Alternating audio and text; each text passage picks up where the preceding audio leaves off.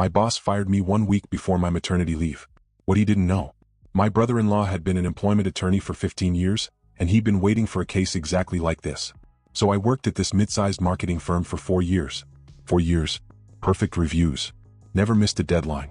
I was the one staying late to finish other people's projects. When I told my boss Greg that I was pregnant, everything changed. At first it was subtle. Suddenly I wasn't invited to client meetings anymore. Then my project started getting reassigned to less experienced co-workers. He literally told me I wouldn't be able to handle the stress. I did everything right. I gave them 5 months notice. I trained my replacement myself. I documented every single procedure so nothing would fall apart while I was gone. 1 week. That's all I had left. 7 days until my maternity leave started. Greg called me into his office on a Tuesday. Didn't even let me sit down. He said, quote, "We've decided to go in a different direction. Your position is being eliminated." I said, "Greg, I'm due in 3 weeks."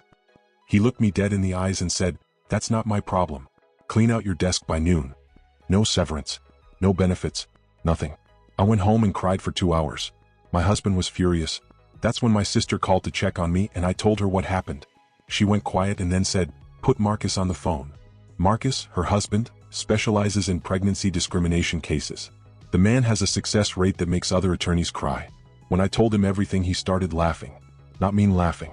More like Christmas morning energy. He asked, "Did you keep any documentation?"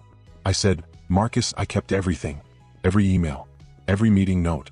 Every time Greg made a comment about my pregnancy affecting my performance."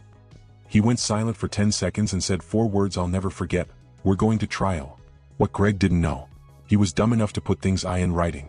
Emails to HR calling my pregnancy a liability. Notes about not wanting to deal with maternity leave coverage. The lawsuit named Greg personally and the company. Back pay. Benefits. Emotional damages. Punitive damages. They tried to settle twice. We said no. The jury awarded me $1.2 million. Greg got fired. The company had to implement mandatory discrimination training. And I got to stay home with my baby knowing I never have to work again if I don't want to. Some bosses never learn. Mine learned the hard way.